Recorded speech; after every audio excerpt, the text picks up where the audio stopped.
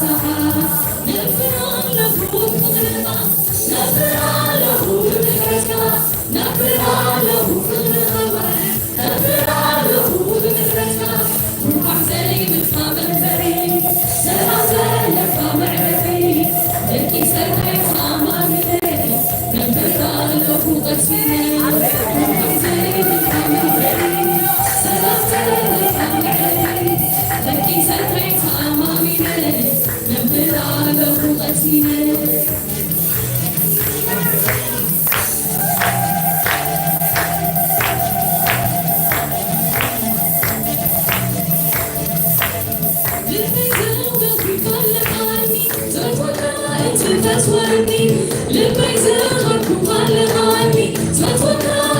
تفتوني عم مسكن جمرت غرنا ماني موت تفلالينا طلعوا عيوبنا كانت حاسرة من زي الوقت في دعم سكاسرة عم مسكن جمرت غرنا ماني موت تفلالينا طلعوا عيوبنا كانت حاسرة من زي الوقت في دعم سكاسرة زي الوقت في غرنا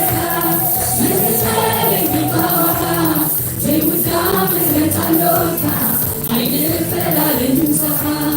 زي الوصف غلتها مثل بالي كوها زي وقام خيط علوكا عين الفلال انسخى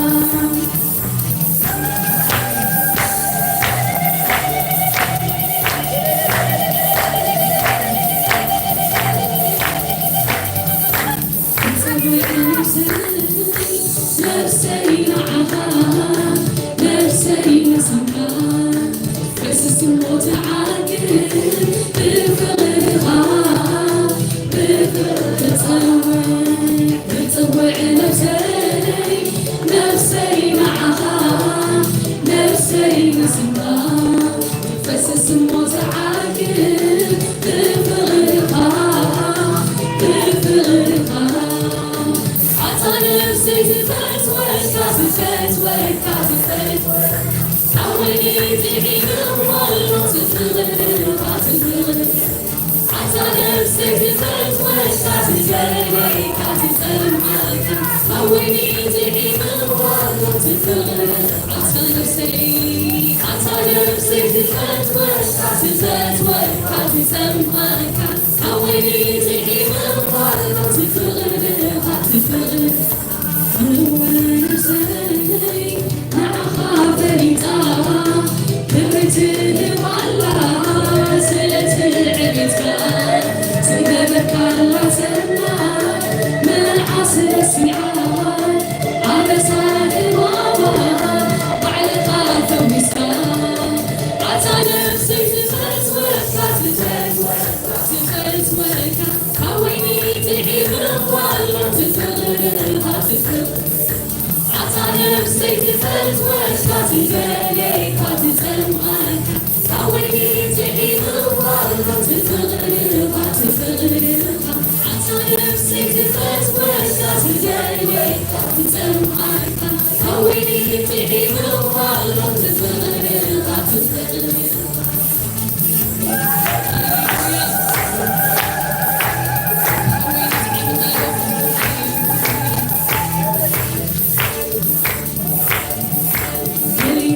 بتبوق نقرت تقلب نسنتها كمصري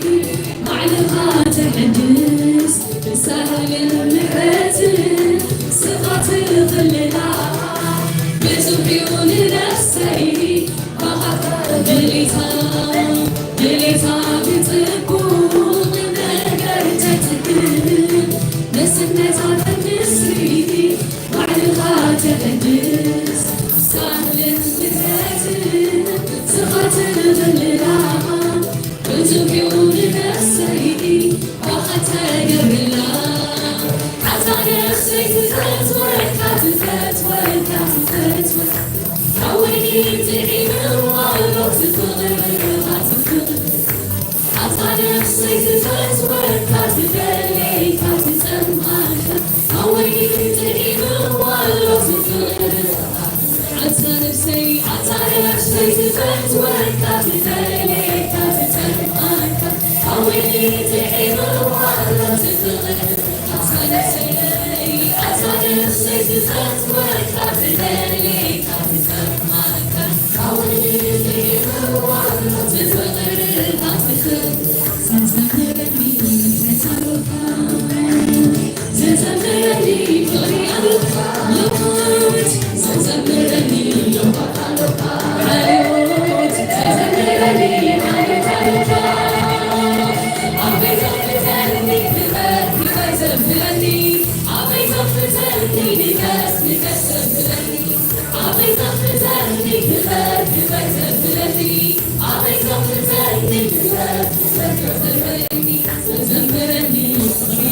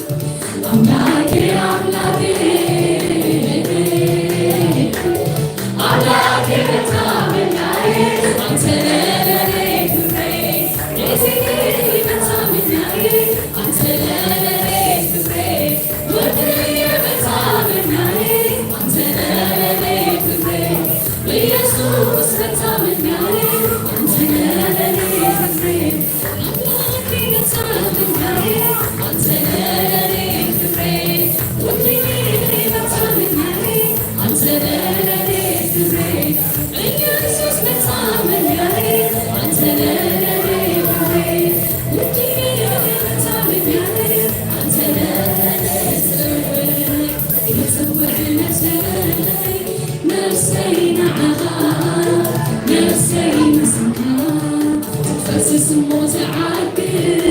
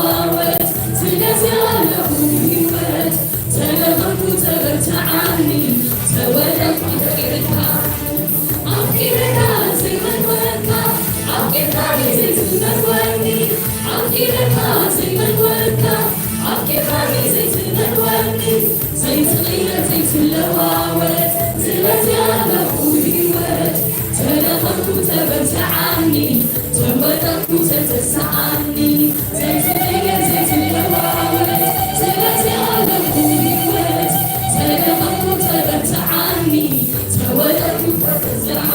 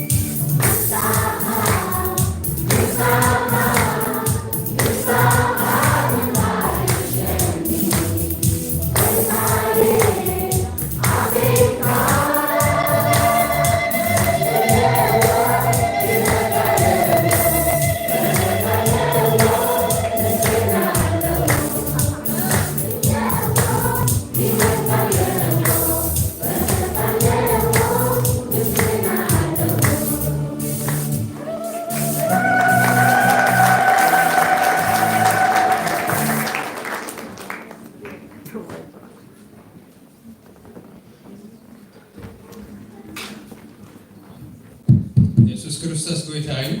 አላህና ህዝብ አምላክ ተሲና እንጽልይ ያለው ሚና እግዚአብሔር ይባረክ።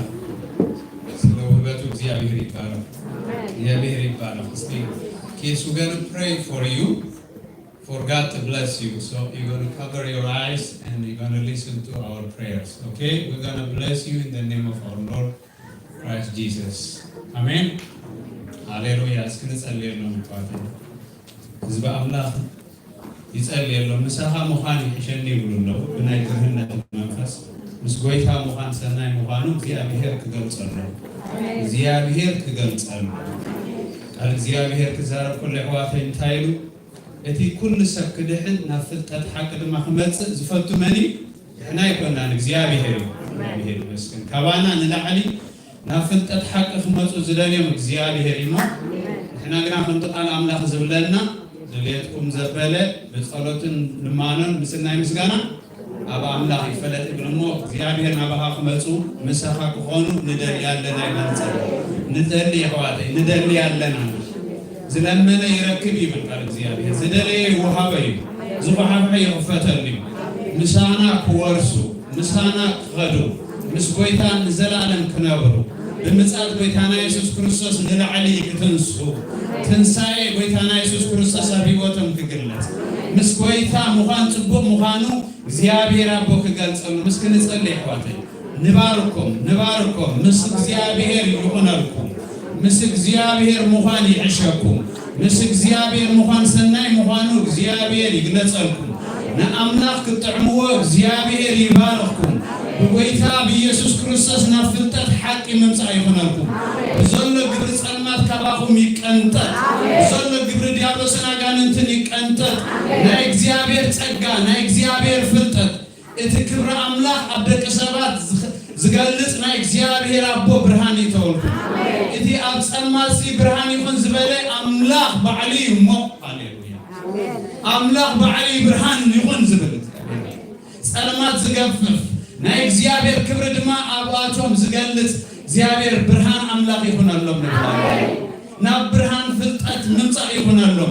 እግዚአብሔር ኣይንዕቕን እዩ ሳሙኤል ኢሉ ከና ብህፃን ከሎ ዝጽውዕ እሞ ሕጂ ጸዋዕዮም እግዚአብሔር ብመንፈስካ ጸዋዕዮም እግዚአብሔር ኣቦ ኣብ መምሃራናቶም ቃልካ ኣስፍር ብርሃን ቃልካ ኣብ ኣቶም ኣስፍር ንብላለን ብጎይታ ብኢየሱስ ክርስቶስ ብርሃን ቃልካ ኣብ ኣቶም ይሰልጥን ነቲ ጸልማት ዘበለ ሁሉ ነቲ ምብሮ ዲያብሎስን ኣጋንንትን ዝሰጉግ ናይ ብርሃንካ ሓይሊ ይገለጽ መንግስቲ ኣምላኽ ብሓይሊ ይብል እሞ ቅዱስ ቃልካ ብሓይሊ ብርሃን ቃልካ ባቶም ይገለጽ ብርሃን ኣብ ጸልማት የብርህ ጸልማት ክናይ ሓዘን ይብል እሞ ነቲ ጸልማት ዝሰጉግ ብርሃንካ ይተዎም ኢየሱስ ክርስቶስ ንመንፈሶምን ነፍሶምን ስጋኦምን ኣእምሮኦምን ብዘሎ ነገራቶምን ይቐድሱ ንኩሉ ነገራቶም የበርታዕዮን የጥዕዮም ናይ ጎይታና መድሓኒና ኢየሱስ ክርስቶስ ብርሃን ይተዎም ብርሃን እግዚአብሔር ኣቦ ይተዎም ንብላለን እግዚአብሔር ምሳና ክወርሱ ንደሊ ኣለና እግዚአብሔር እቲ ሰማያዊ ርስቲ ክወርሱ ንደሊ ኣለና ድሌትና ዘበለ ብሽም ኢየሱስ ክርስቶስ ኣፍሊጥና ኣለና ሞ ንስኻ ድማ ካብ ንምኖን እናሓስቦን ዝለዓለ እግዚአብሔር እምብዛ ኣዚዝካ ክትገብር ዝከኣለካ እሙን ፈጣሪ ኢኻ ሞ ነመስግነካ እሙን ኣምላኽ ኢኻ ሞ ንባረኸካ ብሽም ኢየሱስ Go in the name of Jesus Christ. Hallelujah.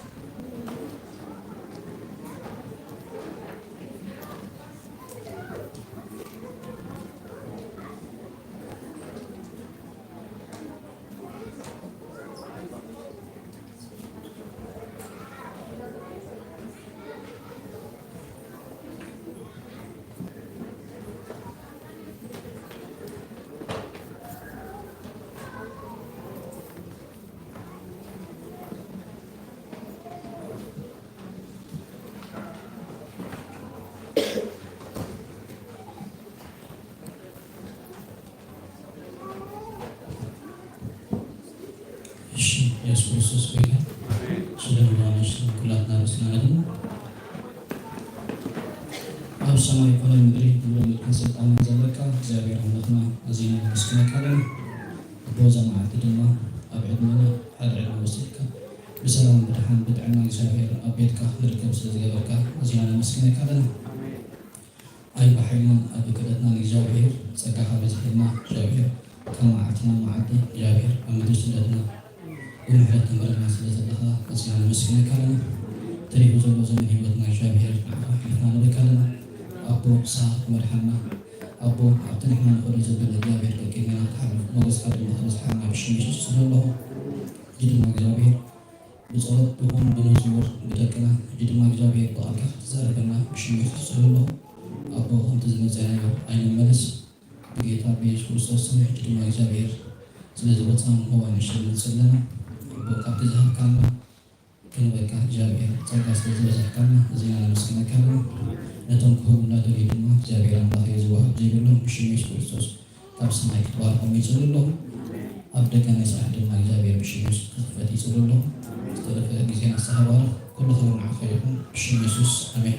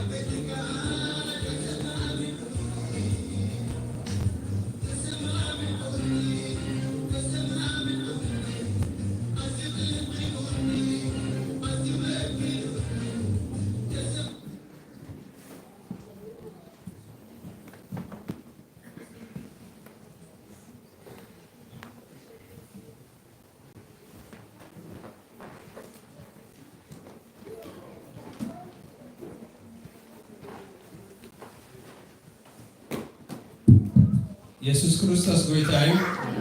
ህዝበ አምላክ ከመይ ቀኒሆም ህዝበ አምላክ ከመይ ቀኒሆም አሜን እንዳወሰኸት ትኸይዳላ ክብር እግዚአብሔር አምላክ ይሁን ስድራ ቤት አምላክ ከመይ ቀኒሆም ደሓን ቀኒሆም ሃሌሉያ ኢየሱስ ጎይታ እዩ ስድራ ቤት አምላክ ከመዃንና መጠን ስድራ ቤት አምላክ ድማ እንታይ ዝወርስ ቃል እግዚአብሔር ከምዚ ይብል እቲ ንዘይሓልፍን ዘይረክስን ዘይፅምሉን ኣብ ሰማያት ተኣርኒ ይብልኩም ዘለው ርስቲ ክንወርስ ዝተፀዋዕና ህዝቢ ስድራ ቤት ኣምላኽ ኢና እሞ ክብርና ኣምላኽ ይሁኖ እግዚአብሔር ይመስገን እንታይ ክብል ደልየ ዝወርስ ሰብ ካብ ኣቦ ወዲ ሃፍታም ተኮይኑ ትርንዕ እንዳበለ ዝመላለስ ዝወርሶ ዘይብሉ ወዲ ድኻ ተኮይኑ ኣብ ምድሪ ግን ኩሉ ግዜ ርእሱ መሰዝናና እዩ እቲ ወዲ ሃብታም ንፈልጦ ኢና ግትር እንዳበለ ይኸሉ ንሕና ግን ግትር ኣይንብልን ብናይ ትሕትና መንፈስ ወረስቲ ምዃንና ተሓጒስና ንእግዚአብሔር ክብሪ ንህቢና እሞ ርእስና ኣይነድልን ብዙሕ ዘድልን ነገር ኣሎ ኣብ ምድሪ ንሕና ግን ርስቲ ክንወርስ ርስቲ ተኣርኒ ይብልና ኣሎ እግዚአብሔር ይመስገን ህዝቢ ኣምላኽ ብተስፋ ዝመላለስ እዩ ንህያው ተስፋ በሐዲስ ዝወለደና አምላክ አቦ ጌታና ኢየሱስ ክርስቶስ ይባረክ ስለዚህ ርስቲ ለነፍስ ወከፍና በዘይ አድሮ አብ እግዚአብሔር ተአርኒ ብልናል አሜን ፍጹም ማንንም ቆስተ ዘይክል ዘይሐልፍ ዘይረክስ ስለዚህ በዚህ ሕጎስ እግዚአብሔር ይደል ያለው አቤት ዝጸዋዕናውን ክንወርስን ክንሕጎስን ይሞ ክብርና አምላክ ይሁን እግዚአብሔር ይመስገን ከምዚ ድሕር መባል ብዝተፈላለየ ምክንያት ናብ ቤት አምላክ መፁ እንዳደለኹም ናይ አእምሮ ተፅዕኖ ናይ ነገራት ኩነታት ናይ ሕማም ድዩ ብዙሕ ሰብ ክመፅእ ዝደልያ ያለው ብሕማም ምክንያት እግዚአብሔር ሓይሊ ይሃብኩም ንሕብረት እግዚአብሔር ሓይሊ ይሃብኩም ብሚድያ ትሰምዑ ዘለኹም ንክትመፁ እንዳደለኹም ብጥዕና ምክንያት ሕቆይ ሒዝኒ እግረይ ሒዝኒ ትብሉ አእምሮይ ሒዝኒ ኩነታት ሒዝኒ እትብሉ እግዚአብሔር የጽንዕኩም እግዚአብሔር ናብ ቤቱ የምጽሁም እግዚአብሔር ናብ ህዝብ አምላክ ናብ ቅዱሳን ይሐውሱ በወይታ በኢየሱስ ክርስቶስ ኃይል ረክብኩም ምጽን ብላል በሽም ኢየሱስ ክርስቶስ ንባረከኩም ማለት ምሳና ሐቢርኩም ክትመጹ ከተምልኹም ገጽ ህዝብ አምላክ ክትሪኡ እግዚአብሔር ይባረክኩም ብላል ካብቤት እግዚአብሔር ንባረከኩም ማለት በሽም ኢየሱስ ብሩኻት ኩኑ ኃይል ረክቡ ጥዕና ረክቡ እግዚአብሔር ነገርኩም ይውሰድ እግዚአብሔር ጉዳይኩም ይርአዩ እግዚአብሔር አእምሮኩም ይባርክ እግዚአብሔር ይጋርኩም ይበርታ አሜን አቲ አቋቁራ ዘለኺ ፍትውተይ ይቀጥ ንዕውጽ ድምጽ ተስምዕኒ ድምጽ ልኩም ከተስምዑና አምላክ ኃይል ይሃብኩም አሜን መንጢሉ አቋቁራ ዘውጽ ናይ ጎይታና ኢየሱስ ክርስቶስ ጸጋም ሰው እግዚአብሔር ኃይል ይሃብኩም አሜን እግዚአብሔር አማገል ህዝብ አምላክ ይሐወሱ አሜን እሺ ኢየሱስ ተባረኩ እግዚአብሔር ይመስገን እዚህ ድሌትና ሐቢርና ከነመለኹ በርኩም ጎድል ድሌት አምላክ አይኮነን እግዚአብሔር ይመስገን በማዓልቱን ቃል እግዚአብሔር አለና ድሮ ቃል እግዚአብሔር መዘምራት ሰምዕ ጸኒሄ በጣም ክባር ጸኒሄ ምንታይ መስልኩም አሕዋት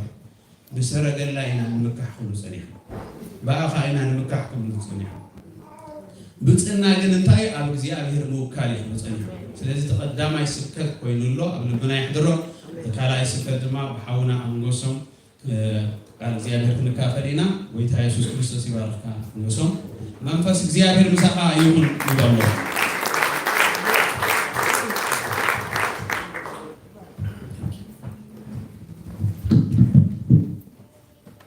ንጸልይ እግዚአብሔር ይመስገን ኢየሱስ ወይታ አሜን እስኩና ነኸብ ዘለና የተሲና እግዚአብሔር ይመስገን አምላክ ከለቢና ኢየሱስ ለሁሉ አሜን እስኪ ኢየሱስ አቢ እስኪ ኢየሱስ አቢ ኻን ወሎ ከመን ቤታ ላዝም አምላክ ወላሂ ከመይ እግዚአብሔር ይባረክ ኢየሱስ ይክበር አሜን የሐዋቴ አብዝና መወዳታ አዚው ለመወዳታ ዘመን ዝጸዋዕና አምላክ ስሙ ብሩክ ይሁን አሜን እስኪ በእለት አምጣ ጋይት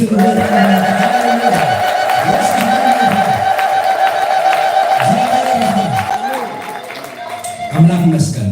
ተዛረበን ንብሎያ ሎሚ እግዚአብሔር በቃሉ ተዛረበና ተዛረበን ከሰምዓካ ሐለፋ ሁሉ ኢየሱስ ቃልካ ኢየሱስ ቃልካ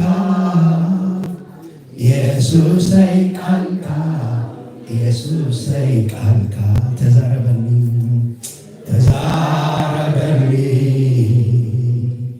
ክሰምዓካ ሓለፋ ኩልዩ ኢየሱሰይ ቃልካ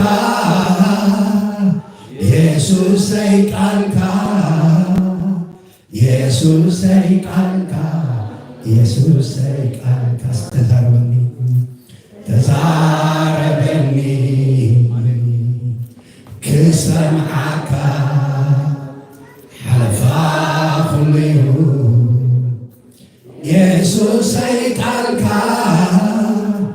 ኢየሱሰይ ቃልካ ኢየሱሰይ ቃልካ ኢየሱሰይ ቃልካ ለመጨረሻ እስኪ ተዛረበኒ ክሰምዓካ ሓለፋ ኩልዩ ኢየሱሰይ ቃልካ ኢየሱሰይ ቃልካ ኢየሱሰይ ቃልካ ኢየሱሰይ ቃልካ ናይ ዘላለም ቅዱስ እግዚአብሔር አምላክ ደግምና በጎይታ በኢየሱስ ክርስቶስ ስም እንባርካለና እግዚአብሔር ሎሚ በጌታ በኢየሱስ ስም መጻው እንደዘበለ ይፍረስ እግዚአብሔር አበምሮ ዘዓለደ ዘበለ አጋንንታው አጀንዳ ንግንጦና እግዚአብሔር ህዝብካ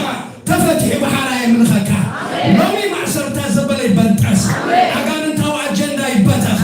እግዚአብሔር ሐራም እንትወጥስ ክርስቶስ ሐራው ጽቁ ይጽፈፍ በኢየሱስ ክርስቶስ ስም ስልጣን ሎሚ ህዝብካ ሐራ ይውጣ አጀንዳ ጥላይ ይገልበት አጀንዳ አጋንንት ይገልበት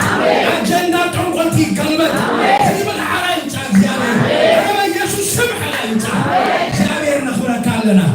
ህዝብካ ይኽበር እግዚአብሔር ልዕልበል ስኻ ንገስ ስኻ ግዛ ጎይታ ነኽብረካለና ስኻነ ንበል ኩልሃና አብዒንቲ እግዚአብሔር አብዒንቲ እግዚአብሔር እግዚአብሔር ድማ ኃይለዩ ስም እግዚአብሔር ጽኑዕ ግንቢ ንዓይ ድማ መዕቆብየ እዩ ንዓይ መዕቆብየ ይበልሃል እግዚአብሔር ይበልሃል ኢየሱስ ጎይታ እዩ ስዳዓይ በልታ ጎይታ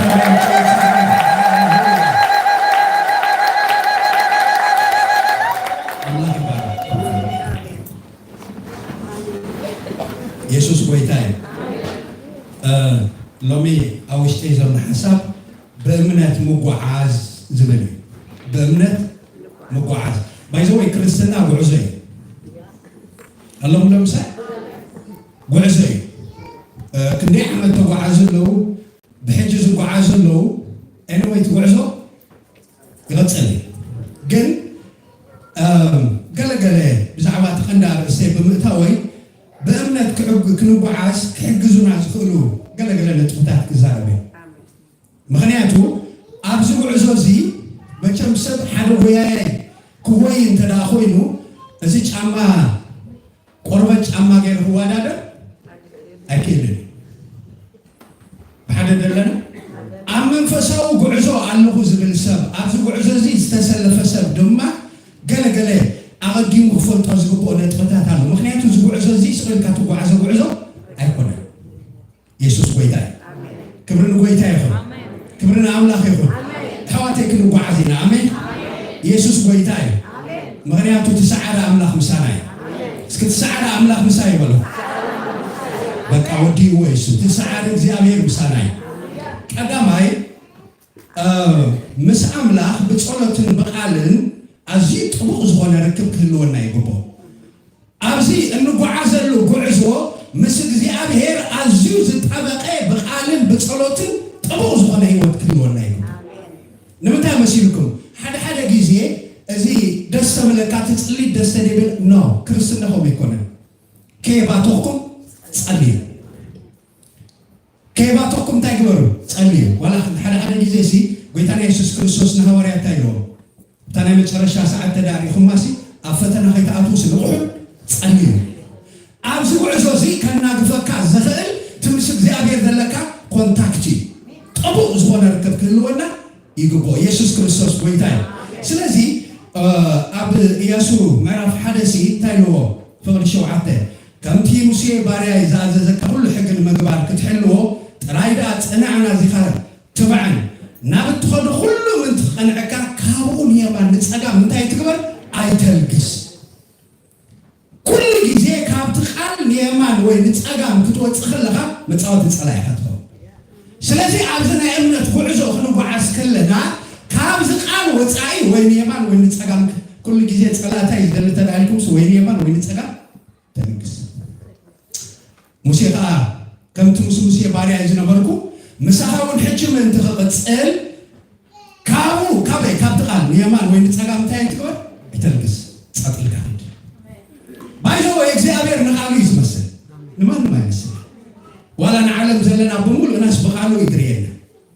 ሓለፋ ሁሉ እግዚአብሔር ብቃሉ ይድሪ ሚዛን እግዚአብሔር ጥዒት እያ ምክንያቱ ካብ መምዘኒቱ እንታይ እስኪ ቃሉ ይበሉ ናይ እግዚአብሔር ሚዛን በሉ ቃሉ እዩ እግዚአብሔር ብቃሉ ይዝመስል ኢየሱስ ክርስቶስ ጎይታ ክብርና አምላኽ ይሁን ኣብ ኢያሱ ምዕራፍ 1:8 እንታይ ነው ነቲ ኣብኡ ተጻሕፈ ምእንቲ ተጠንቂቕካ ክትገብሮሲ ምእንቲ ተጠንቂቕካ ክትገብሮሲ ለይትን መዓልትን ኣስተንትኖ እምበር እዚ መጽሓፍ ሕጊ ካብ ኣፍካ ኣይትፍለዩ ስለዚ ቃል እግዚኣብሔር ሲ ምስኡ ምክንያቱ ኣነ ምስ ቃል እግዚኣብሔር ኮንታክት እንተዳለኒ ጥቡቕ ዝኾነ ህይወት እንተዳለኒ ንሰይጣን ብቃሉ እዩ ዝምልሰኒ ጎይታና ኢየሱስ ክርስቶስ እኮ ብቃል ገይሩ ይመልስኒ ሰብ ሲልዎ ካብ ኣፍ ኣምላኽ ዝወፅእ እምበር ብጌራ ጥራይ ምስ በሎስ ካልእ ትሕቶ ኣይሓትቱን ምክንያቱ ንዓኣ ግብእ ትመልሲ ስለ ዝሃቦ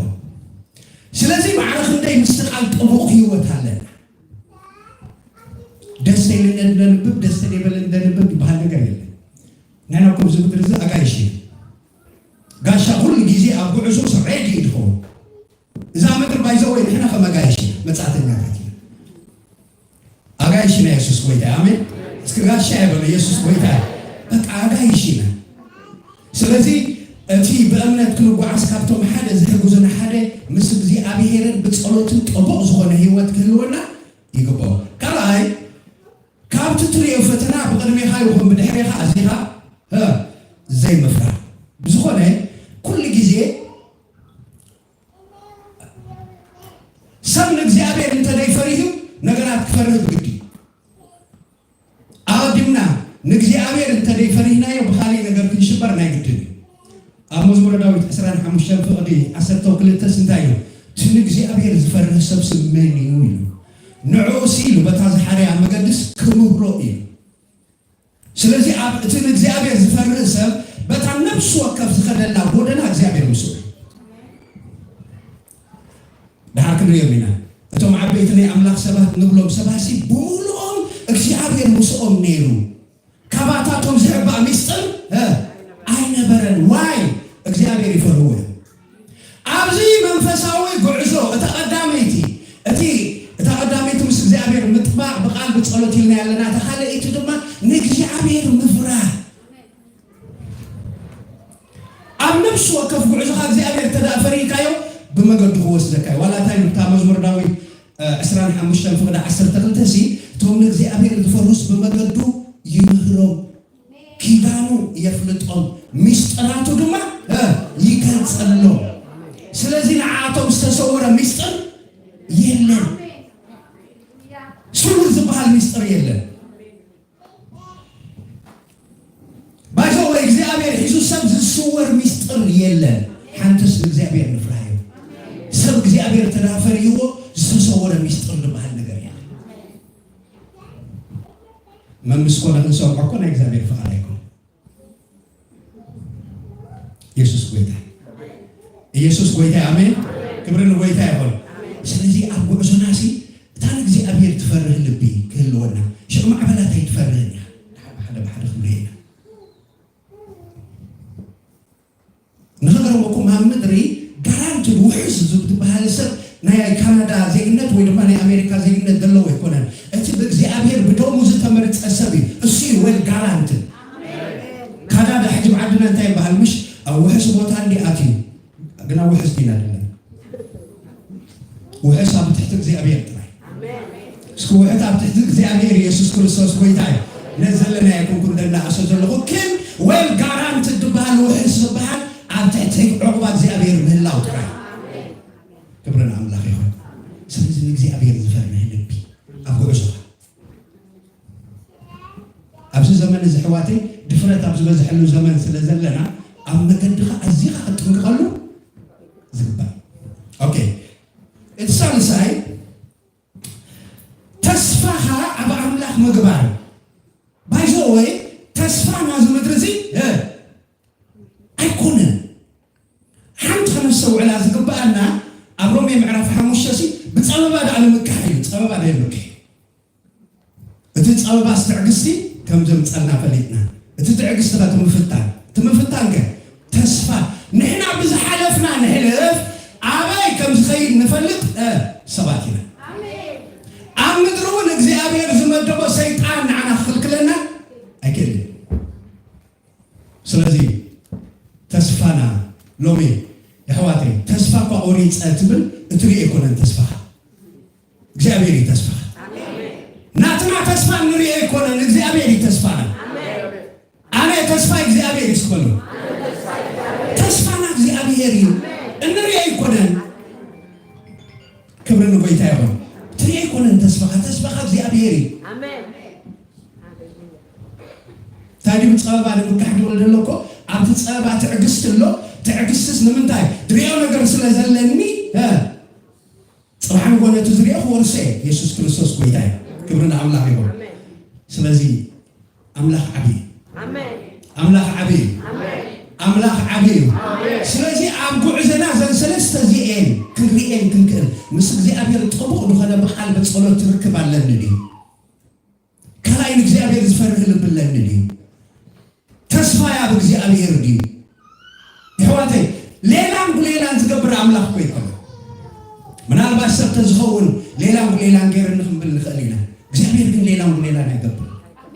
God is perfect። እግዚአብሔር ስሙ ብሩህ ይኹን። ፍርዱ ብጽድቂ ዝፈርድ። ስለዚ ተስፋና ብእግዚአብሔር ንግበር። ናብቲ ቀንዲ ርእሰይ ከኣቱ እግዚአብሔር ስሙ ብሩህ ይኹን። ኣምላኽ ስሙ ብሩህ ይኹን። ስለዚ ናይ ሎሚ ትምህርትና እንታይ እዩ? ብእምነት ምጓዓዝ። ኣብ ዘጸአት 14 ክንገንጽል ኢና።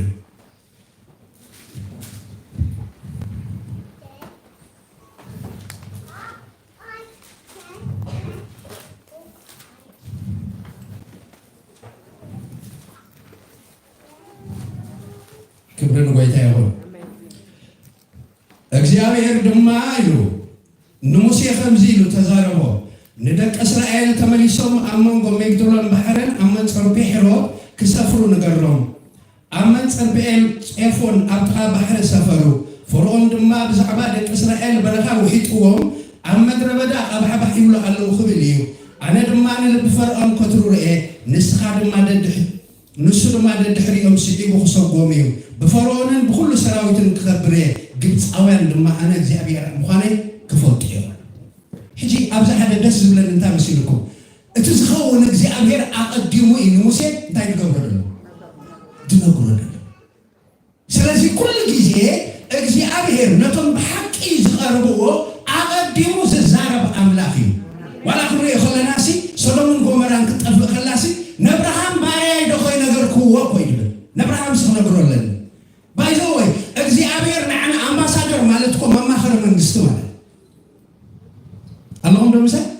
ኣብ ምድሪ ንዓና ከቐምጠና ከሎ እግዚኣብሔር መማኽርቱ እዩ ገይርና ክንሰምዕ። ንሙሴ እንታይ ይብሎ ደሎ ኣብ ፈርዖን ዝግበር ዘበለሲ ኢንፎርም ዝገብረሉ እንተ ደኣ ሰሚዕካ ትኾንካ ትርብሽ ኣቐዲሙ ዝኸውን ነገር እኮ ይነግረሉ ብሓደ ደለና ቤተክርስቲያን ሕዋተይ ስፔሻሊ ኣብ ዓለም ዘላ ዛ ንሪኣ ዘለና ቤተክርስቲያን ቀዲማ ክትከይድ ዝግባእ እኮ እዛ ስዋ እዩ። ኣብ ካልኣይ ነገሥት ምሽ ኤልሳእሲ ነቲ ንጉስ እንታይ ኢልዎ? ንጉስ ሶርያሲ ከምዝን ይሓስብ ኣሎ እሞ በዛ መገዲ እዚኣ ከይትኸይድ ተጠንቀቕ። ሽዑ ንጉስ ሶርያ ክሽበር ከሎ ኢና ንርኢ። ካብ ውሽጥናሲ እዚ ምስጢር ዘውፅኦ ዘሎ መን እዩ? መን እዩ ዘውፅኦ ዘሎ እዚ ምስጢር? ጎይታ ይቆም ይኮነ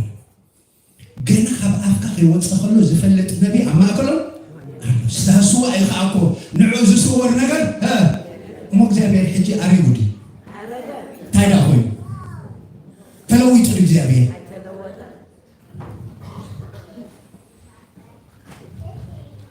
እንተወይና ኢና ንቀደም ዘለና እንተዳይልኩም እትምሱ ዘለና ሕብረት እዩ ኣምላኽ በቃሲ እትንፈልጦ ኣምላኽ እቲ መፅሓፍ ቅዱስ ዘሎ ሕጅሎ ትዝነበረሉ እኳ ዳ እግዚኣብሔር ስሙ ብሩኽ ይኹን ኣሕዋት ንሙሴ ከዓ ነግሮ እዩ ደሎ ሓደ ብሓደ ንጉስ ፈርዖን እንታይ ከም ዝገብር ኣነ ከዓ ልቡ ከትርሮ እየ ስለዚ እንተዳ ኢንፎርሜሽን ሃሊካ እግዚኣብሔር ኣቐዲሙ እንተዳ ሓቢርካሲ ክትርበሽ ኣይትኽእልን ክብሪ ንጎይታ እዩ ኢየሱስ ይኽበር እዛ ኣምላኽና እዩ ኣሜን ዓንተ ወይታ ኢለኩም ኣብተን ካብተን ሓደ ክንፈልጠን ንግባአናሲ እቲ እንተደኣ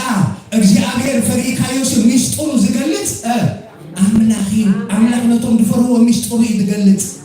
ስለዚ ካብ በዓል ሙሴ ከዓ እዚ ሚስጥር እዚ እንታይ ኣይገበረን ኣይተሓበአን መለክዒታት ኣባና ዘለዎ እግዚኣብሔር እንተዝርድአና እግዚኣብሔር ስሙ ብሩኽ ይኹን ኣምላኽ ኣምባሳደር ገይሩ ሸይሙ ኮፍ ኣቢለና ምሳና ኮንታክት ክገብር ምሳና ክዘራረብ ኣረ ክብርና ኣምላኽ እዩ ኢየሱስ ክርስቶስ ጎይታ እዩ ስለዚ ኣምባሳደር ኢኻ ንሙሴ ከዓ ነግሮ ከም ዝግበር ንጉስ ግብፂ ድማ እቲ ህዝቢ ከም ዝሃድም ነገርዎ ልብፈርዖን ገላዊን ከዓ ብዛዕባ እቲ ህዝቢ ተለወጠ ከይግዝኡና ስም እስራኤል ምሕዳግና እንታይ ኢና ዝገበርና ድማ በለ እሞ ሰረገላ ኣዳለወ ህዝቡ ንምስኡ ወሰደ 600 ሕሩያ ሰረገላ ኩሎም ሰረገላታት ግብፅን ኣብ ኩሉም ከዓ ተዋጋእቱ ወሰደ እግዚኣብሔር ንልቢ ፈርዖን ግብፂ ኣትረሮ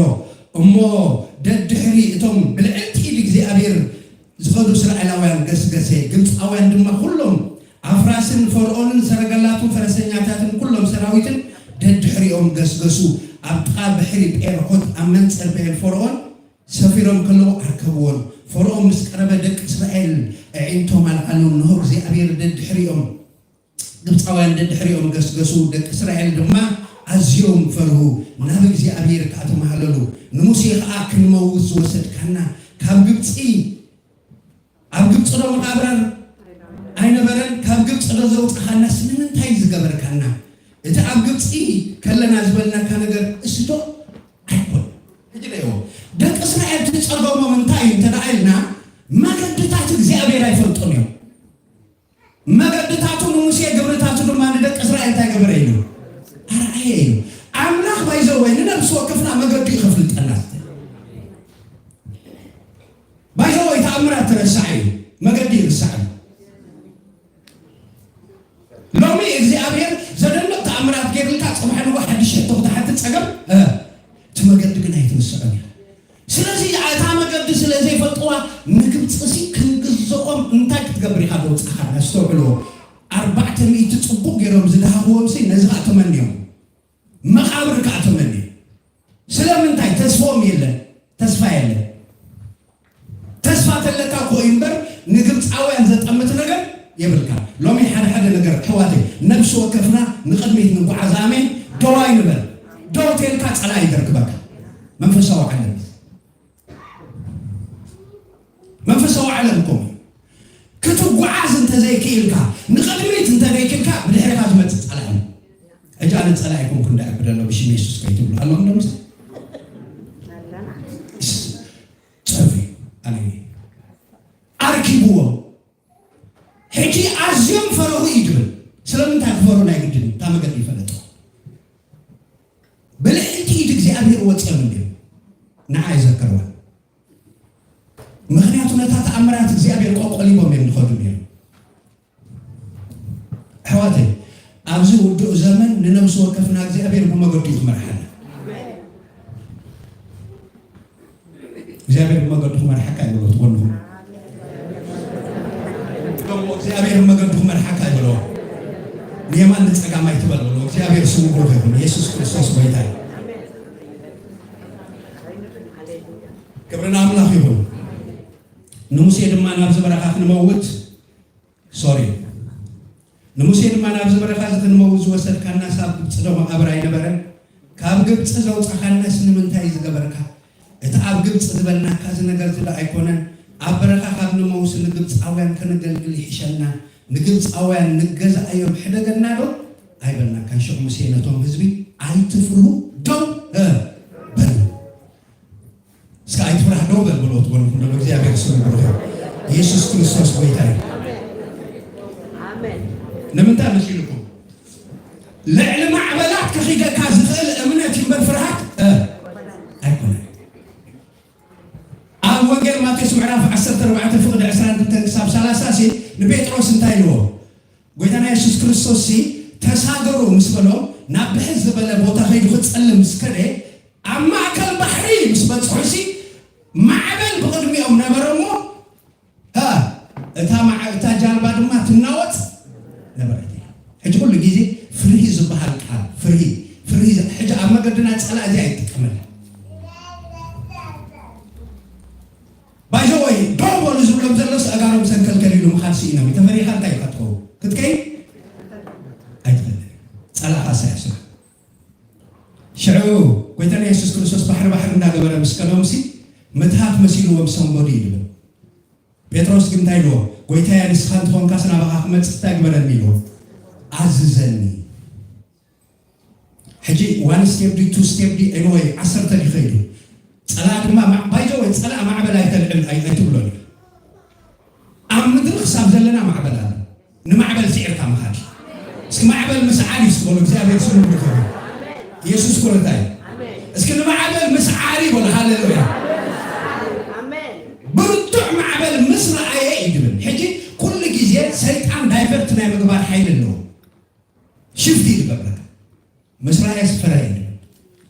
እዘና ብልዕል ማዕበላት ጸረሎ ጸንሐ አጋር ስታገብራ ጀምሩ ታጥወጭ ወይታ አድሕነኒ ደቅ እስራኤል ድማ ነቲ ኣብ ቅድሚኦም ዘሎ ቻሌንጅ ኣዝዩ ከቢድ ነገርሲ ክብድህዎ እንተዳ ኮይኖም ዝንቃሳቀሰ አጋር ክህልዎም ክኽእል ኣሎ ሎም እግዚአብሔር ክንቃሳቀሰካ አሜን እትጓዓዝ ኢኻ አሜን እስትጓዓዝ ይበሉ እስክትገምዎ ኢየሱስ ክርስቶስ ጌታ ሓደ ጊዜ ካናዳ እንዲሞ ብጽማለሲ ቢዚ ምክንያት የምከ ሰይጣን ኦልሬዲ አግሪድ ትገብራለህ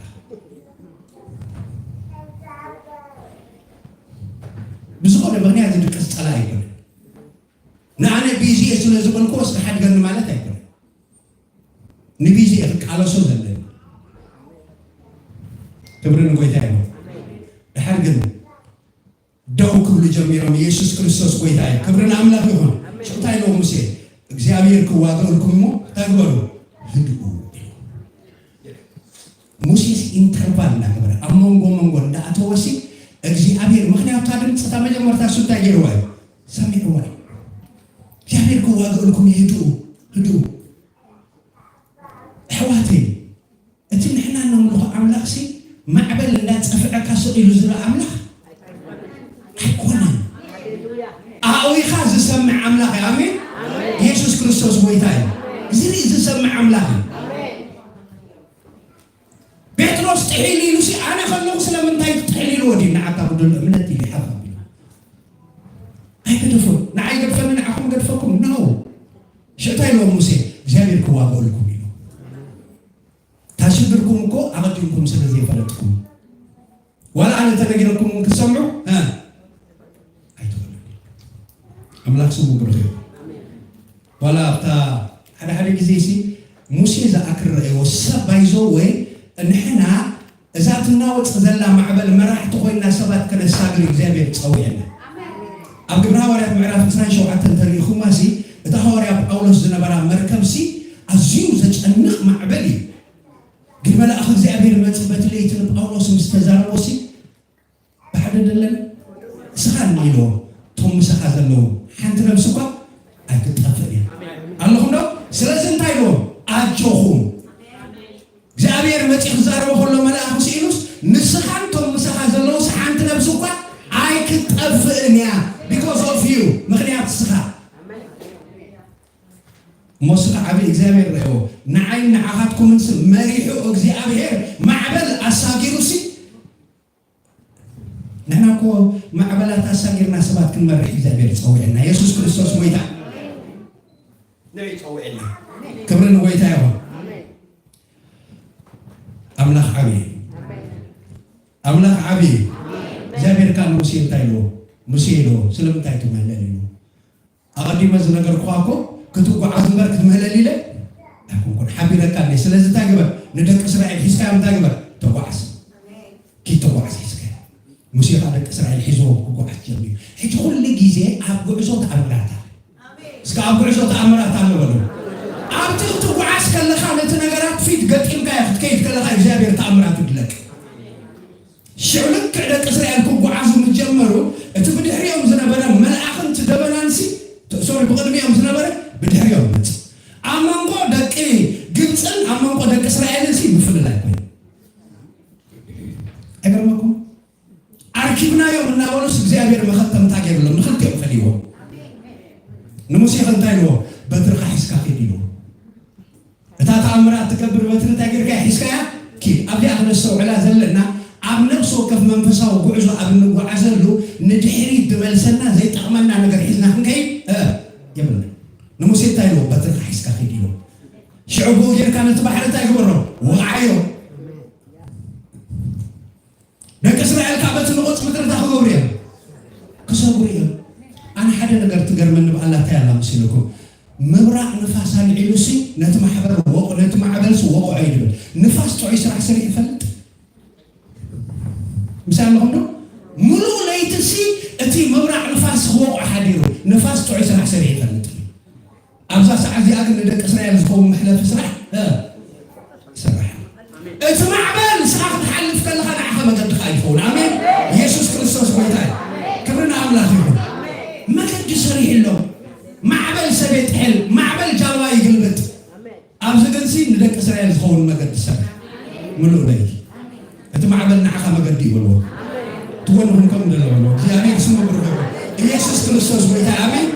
اتمع عبل ما قد خايو دحار دك إسرائيل سي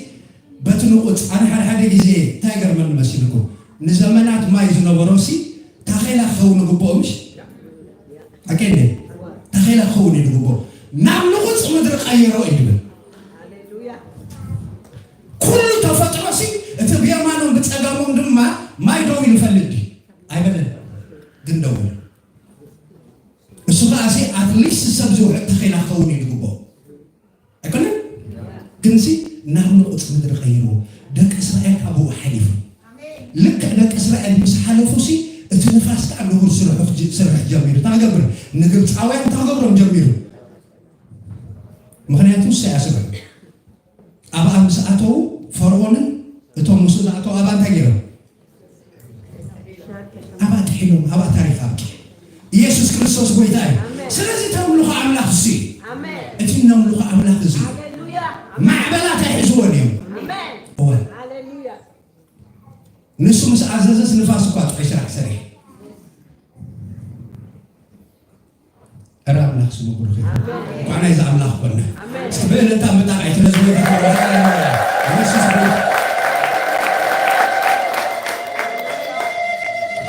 أملاك سمو خير زعما بعزينا عن زارة مثلنا كامي نزل دكفنا زفنا برومي 14 شو ما تقريبا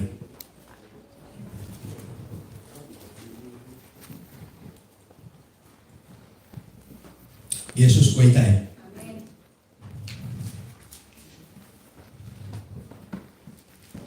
أملاك عبي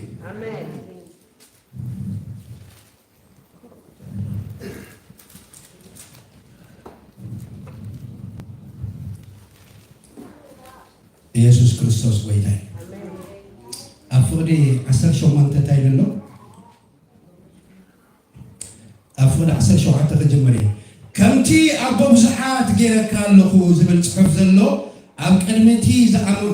زعموا نموتا زتوسونت زيلون كم هي هلو غيرو زتصوع أملاك كم تقول دما زرخا كم زي خوني تسفى أبزي بلوس أبو بزحات هذا خون بتسفى أمين تسفى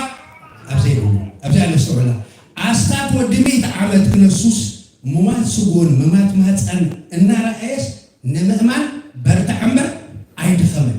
هجي أبراهام أبز ذكر همسي زريو زلو ممات سجون ممات مهتن سارس انتي ناقبري النار إيش النار إيه ولا اسكت قموا استعاونتم النار إيه ولا اسكت نمأمن برتعمر عيد ولا ولا نبلانو سلام انتي مسيلكم أبراهام بتعمل ذكر منسي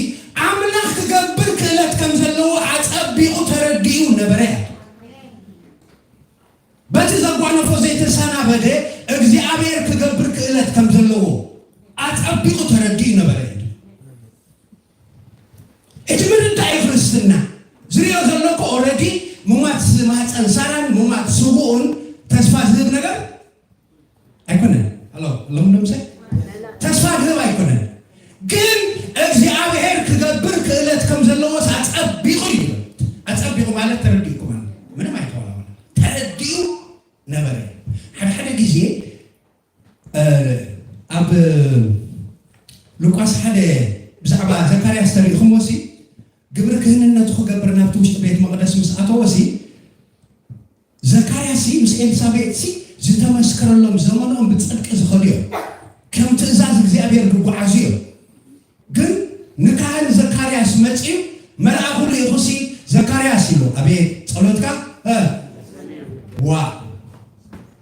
ጎይታይ ከመይ ገይሩ ሞታይ ብሎ ዘሎ ቃል ኣምላኽ እኮ ጻድቕ በትእዛዝ እግዚአብሔር ዝኸይድ ሕጋጋት እግዚአብሔር ዝፍጽም ሶሪ ግን ሃው ከመይ ኢሉ ኣብ ውሽጢ ቤት መቅደስ ይቆደል በጣም ተቀጠም ይካትደል አብርሃም ግን እንታይ ብሎ ነው ሙማት ስጉን ሙማት ማህፀራን እናረአየ እዩ ሰይጣን ባይዘው ተሓንቲ ስርሑ 4 ነጥብ ትገብረሉ ዝደለካ ነገር ነው ምን ይልክ የና አራዲ ባይ ብስተፈላለየ መገድ ዲ በቃ አለካ ሕጂ አይታይት ወረ ሕጂ ዘካርያስ ካጽፎት መረዳት አይሞ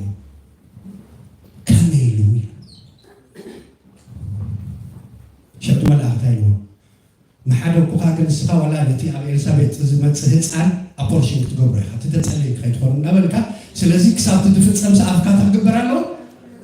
ካብሰል ምክንያቱ ካብ ኣፍካ ዝወፅእ ቃል ንዓ ክድግፋ ኣጆኹ ዘብል ኣይኮነ ንዓ ዝድግፋ ሰብ የሰደላ መን እያ ማርያም እያ ለኹም ዶ ምሳል ስለዚ ልክዕ ማርያም ኣብኣ ምስ ከደስቲ ህፃን ኣብ ከብዳ እንታይ ገበረ ኢሉ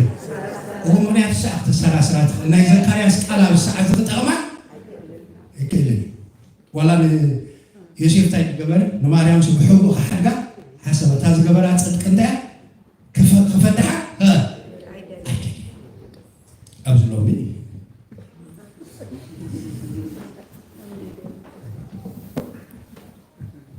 ስለምንታይ ሰላም ትብል ይከብካ ክብሪ ንጎይታ ይሆን ይኖር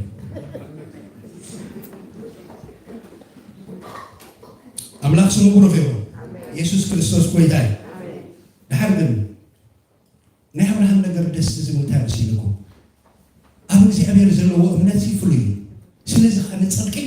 ተቆፀረሉ እዩ ንፅድቂ ተቆፀረሉ እዩ ነሰውዕለው ኣብ እግዚአብሔር ዘለና እምነት ሞልራይ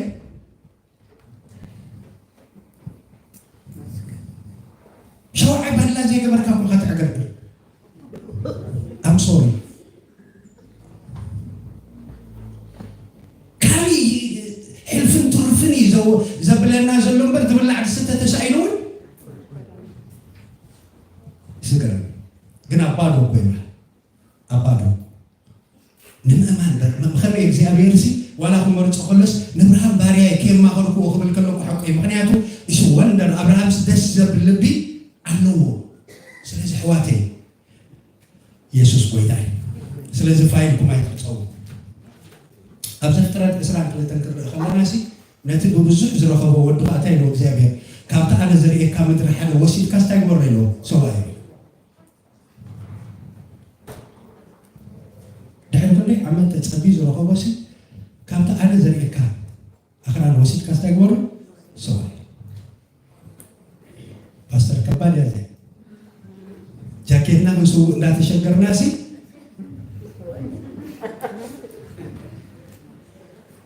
ከባድ ድሓር ተበጊሱ ግን ነቶም ግዛኣቱ ሒዝዎም ከይዲ ንውላዱ ሒዝዎም ትንመስዋእቲ ዝኸውን ዕንጨይቲ ፈሊፁ ከዓ ተሰኪሙ ከይዱ ድሓር ግን ምስ ቀረበ እንታይ ኢለዎ ነቶም ሰባት ኣነን ንዝወደይን ሰዊዕና እንታይ ክንገብር ኢና እስኹም ግን ኣብዚ እንታይ ግበሩ ስለምንታይ መሲልኩም አብርሃም ዓቢድ ኢሎም ምስራሕ ከልውን ኣብዚ ፀልሑ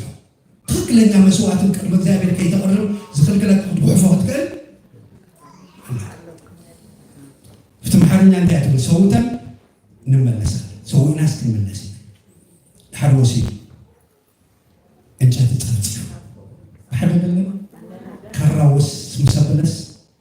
መልአክ እግዚአብሔር መጽይታ ነው አብርሃም እንታይ ገበር ሕደግ ይሉ ንእግዚአብሔር ከምትፈርስ ሕጂ እንታይ ገበርክ ይሉ ፈለጥክ ይሉ ታይለኩ ማታ መጀመርታ ቶም እግዚአብሔር ዝፈሩ ሰባት እግዚአብሔር አይገድፎምን እዩ እግዚአብሔር ከምትፈርስ ሕጂ ፈለጥኩ ይሉ ቋዕ ተበለሲ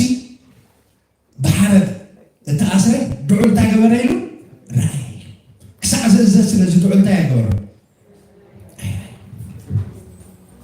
አክንዱ ወዱ ድማ ንዝሓርር መስዋዕት ታገበረ ሰውድ ሽሮ እግዚአብሔር ታይሉ ብርጽይ ማሕልክ እዩ ብርጽይ ታገበርኩ ይሉ ማሕልኩ እዩ እናባረኽኩ ክባረኸካ እዩ እስከ እናባረኽኩ ክባረኸካ እስክበሉ በረኸት አብርሃም ንመን እዩ እስከ ንዓይ ይበሉ yes ከም ሕፃ ባሕሪ ድማ ከብዝሐካ እዩ ኢየሱስ ጎይታዬ አምላክ ተለውጦ ዲ እስኪ ተለወጠ በለ እዛ አምላክ ተለውጦ ዲ አረ አይተለወጠ ኢየሱስ ክርስቶስ ጎይታዬ እና ባረኩ ባረከከ ነው ክብርን ጎይታዬ አምላክ ዓቢ እግዚአብሔር ስሙ ብሩክ ይሁን ኢየሱስ ክርስቶስ ጎይታዬ ከመይ በእግዚአብሔር በታጉሱ ዛስዋይ ኮክሳብ ዛዕለት እዚ አለ ጽውዕ ዘለና ስኺል ይኮነ ትዝኸፍለ ዋጋ እዩ አምላክ ኣብ ምድሪ ትኸፍለ ዋጋ ስኺሉ ስለ አምላክ አይኮነን ሰብ ከይርዳእልካ ክእል እዩ እግዚአብሔር ግን ቁኑዕ ፈራዲ እዩ ኣብ ሕጓ ትገብሮ ኣብ ገዛኻ ትገብሮ ተሓቢእኻ ትገብሮ ኩሉ ምንቅስቃስ ዝቋፃፀር አምላክ እዩ ስለዚ ጸምጻም ሰብ ኣይትለይ እግዚአብሔር ስሙ ብሩክ ይሁን ካቦታት ከም ዝሕልካ ሰብ ኣይትጸበይ ናይ እግዚአብሔር ካቦት ይሕሸካ ኢየሱስ ክርስቶስ ጎይታዬ ኣብ ሰዓቱ ኣብ ጊዜ ይሰርሕ እግዚአብሔር አምላክ ዓቢ አምላክ ስሙ ብሩክ ይሁን ኢየሱስ ክርስቶስ ጎይታዬ እሞ ደስ አይልም ናይ አብርሃም ነገር ነው ኣብዚ ውዕዙ ሞራዩ ቻሌንጅ ለወደ መሊ ነው ንኹሉ ቻሌንጅ ሲደሩ ግን ንዓና ረኪቦም ትጉዕዞ አትይሉ ሄሎ ኢየሱስ ጎይታዬ መጨረሻ መጽሐፍ ሩት ክንርኢ ከለና ናይ ሩት ድማ ነገር ነው እግዚአብሔር ሓደ ጊዜ አሰራርሓ እግዚአብሔር አይተወጽሐና ሰብ ለሰራርሓ እግዚአብሔር ክበጽሖ አይክእልን አምላክ ዓቢ ሕዋቴ አሜን ዓቢ ናእሚ ካብ ምድሪ ካብ ቤተልሔም ናብ ሞዓብ ምስከደት ካብ ቤት እንጀራ ናብ ሞዓብ ትኸይደና ክልተ ደቃን ሰባያን ሒዛ ምስከደት ኤንወይ ታሪክ ስለዝፈልጦ ካዕፅበ ክልቲኦም ደቃ መይቶም ሰባያውን መይቱ ክልተ ንስ ደቃ ጥራይ ተሪፉ ግን አምላክ ሓደ ጊዜ አሰራርሑ ሰብ ክበጽሖ አይክእልን ስለዚህ ኩ ኣብ ኢሳያስ መገደይን መገድኹምን ሓሳባትኩምን ከ በይኒ ሰብ ንእግዚአብሔር ክበጽሖ አይክእልን ምሽ ወዳጄ መዓሞቕ ድበለኮ እግዚአብሔር ድል ምርመራ አይክእልን ሽዑ መቸም ተስፋ ቆሪፃያ ናእሚ ዘለቀ የተመለሰ አይነት ሓቃዲ ኣዎ ምክንያቱ ናብ ዓዳ እያ ትወስደለን ኣብ ዓዳ ዘለወን ናይ ምምርዓን ክምርዓዋ ዘለወን ፖስቢሊቲ ድማ ከቢድ እዩ ምክንያቱ ስደተኛታት እዩ ስለዚ ደቀ የተመለሰ ግን ሩት ላዕፀርክዎ ክኸይድ ኦርጳ ተመሊሳ ሩት ግን እንታይ ኢላታ መሲልኩም ንሳ ድማ ሰበይቲ ሓማትኪ እናታ ናብ ህዝባን ናብ ኣምላኻን ተመሊሳ እያ ንስኸውን ደድሕሪ ኣስሓቢ ሓማትኪ ተመሊሳ በለታ ኣለኹም ለምሳሌ ናብ ህዝባን ናብ መን ናብ ኣምላኻን ሩት ግን እንታይ ኢላታ መሲልኩም ሕደግኒ ካባኺ ንድሕሪት ክምለስ ግዲ ኣይትበልኒ ናብ እትኸድዮ እኸይድ ኣብ እትሓድርዮ ኣሓድር ህዝብኸ ህዝበይ ኣምላኽከ ኣምላኽ እዩ ስለዚ ሕደግኒ ኣይምለስን ኣለኹም ለምሳሌ ሽዑ ከም ዝቐበፀት ምስ ረኣየታ ምንም ነገር ክትገብራ ከም ዘይትኽእል ምስ ረኣየታ ሩት ሒዛ ተኸይደ መገድ ሞራዩ is very challenging حماتي تزاري بهني كم قوي تبارك sorry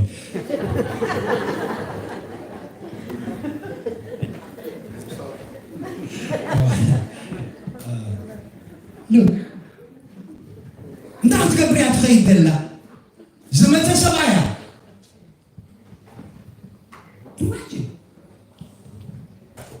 هنا متحوش እግዚአብሔር ስሙ ብሩክ ይሁን ኢየሱስ ክርስቶስ ጌታ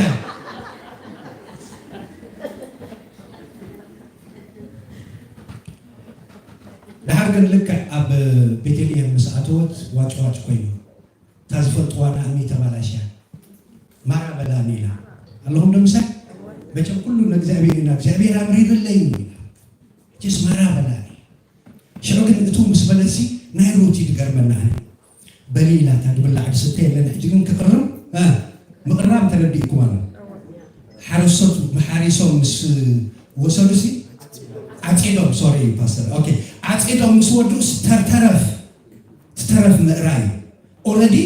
اب قطر اتناي دخاس راحي تيقبل عزيك السب زوسبي كرم حدقنينا تتعتنا عليا مقرهم سي دانو كان كتلي خات شكر يسوع بيته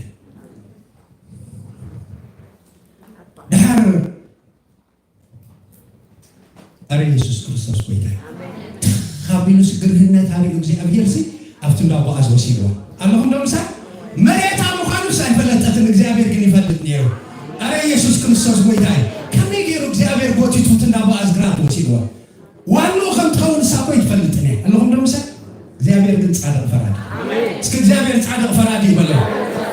أرى عولكم أبير بلو صادق فرادي بلو صادق فرادي الصادق هنا تعتبر زلا وانا مخانا يفلطات نسا وانا مخانا يفلطات بقرنا تاتوبتي تاخيد دحرجن افتكرات مسمت اسي بوازريوا تويت يا زي زي اخر جزء مسلت ما كنت تزغبرته وعلتها بالعلنا امين نكيرو بميلوا كابتي دحريسنا بيتو وايلو نعم دهارجن نحصل كوخين يسوع كريستوس بيتاي يسوع بيتاي أنا يسوع كريستوس بيتاي أملاك مسرع خون كل خاوز عبد نجار يله شيء سبب سلطان يسلفوا هذا እግዚአብሔር ዓለም ምልእትም ሰራ ኮይና እግዚአብሔር مسخات اللي تعبسك زاسم زي ምንም ዳኛ ዝኮና ሰብ የለ ዳኛ አመን እግዚአብሔር ተራ ኪሊሉ ሳፍትና ባዝ መሬት እቲማ أنا وقت النجار اللي حتصل كوخين مسوا أسكا تمرحون من ولينا إيوبي سدتني تباهي لخيت قفعها من متي يسكي إيوبي متي بلو إيوبي كمتي سوالي يسوع كريستوس ويدا آمين كل جيزين لا تسعى خايت ربرني أجزاء فتح تقبر أملاخي تراي بتعكس تتبعيه كبرنا أملاخي هون أملاخ حبيبي إيوبي كن من ولينا إستكن من ولينا أبتنا كرايست جنريشن بينام تيسو أبتنا ولدو كريستوس እግዚአብሔር ገፋ አምላክ እትቆራጽ እነታጅን ተዳሪኹ መግን አባዶይ አብዝሩ ተስፋ ዳይሉ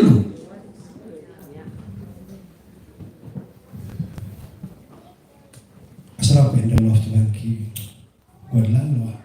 እንዳበላይ ነው አላሁ እንደምሳ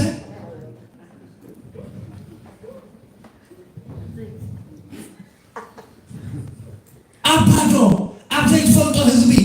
تولع دي بالله تولع زي تفلت أنا يسوع كويتي أملاك قلك حسي أملاك حسي حواتي بسانك روتسي ما أبقى تتعناني لو مكزيابير زاد تعناني حكم سبيحكم آمين متعنانا عكزيابير مساهم يخون أكزيابير زمن كحساب ورا لكم هاليلويا كبرنا أملاك يهون تنملك أملاك عبي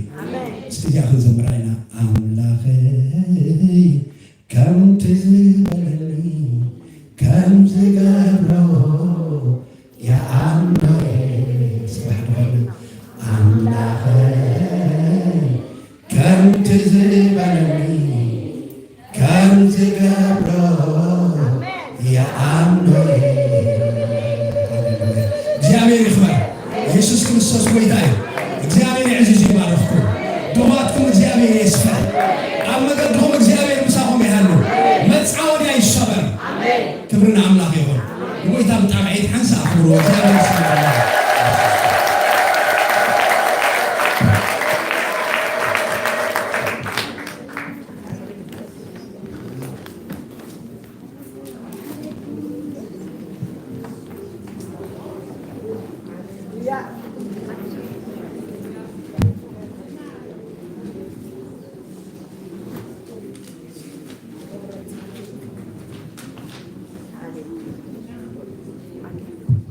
ኢየሱስ ጌታ እዩ። እግዚአብሔር ስለ ሕያው ቃሉ ይመስገን። እግዚአብሔር እስከ ደግምና ንባርከው። እግዚአብሔር ተመስገን።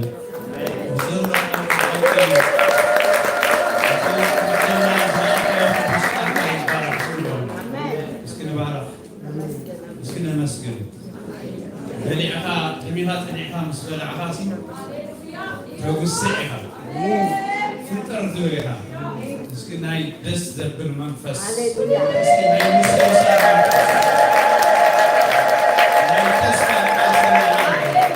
እግዚአብሔር ይመስገን።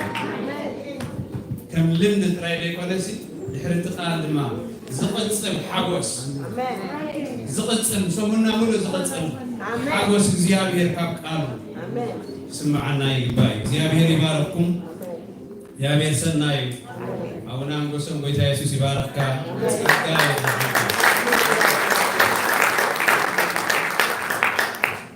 እግዚአብሔር ይመስገን። ሓደስቲ ኣጋይሽ እንድሕር ኣለኹም ጠፊኡኩም ዝነበርኩም ዝበለ ግዜ ባዕልኻ ኢኻ ትመዝኑ ክንደይ ከም ዝጠፋእኻ። ስለዚ ጥፍእ ዝበልና ዋላ ሓደስቲ እንተሊና ሰላም ክንብለኩም ሽምኩምን ካበይኩም ዝመፃኹም ክትነግሩና ክንላለ ሓደስቲ ሰባት እንድሕር ኣለኹም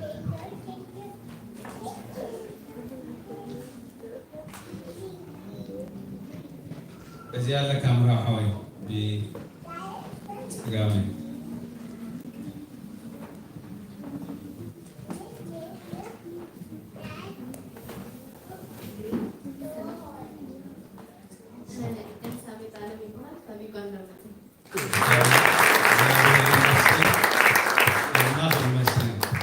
ክብርና አምላክ እንኳን እግዚአብሔር ነገር ከወደው እዚ ድማ መንፈሳዊ ጉዕዞ ተቀጽል ይባሃል ኣለና ምስ እግዚአብሔር ተጓዓዚ። Yes, my name is John. I'd like to share my wife Margaret, who we'll be speaking to a little bit later on about the Lord's faithfulness. Thank you, Mr. John. God bless you. My name is Margot. I thank you all for praying for me. I really appreciate it. Thanks. Okay, God bless you, our sister in Christ. We are very glad to have you here. God bless you. Hallelujah. Kalau talung na rin.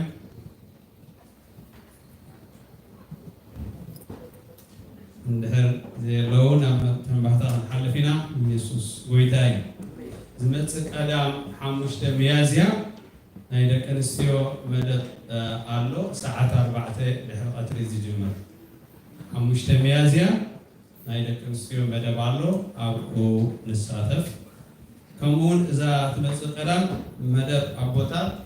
تمسك القدام مدد أبوتات الله ساعات شديشتي مالتي أون منفساوي ما أدي تهلوس للخنة أون كافل إخواتي هذا إذا تمسك سنبت كل ساعة أورحي مجمرتا نجبره انتايو مجمرتا ورح نجبره انتاي إخواتي درار قويتا زجبره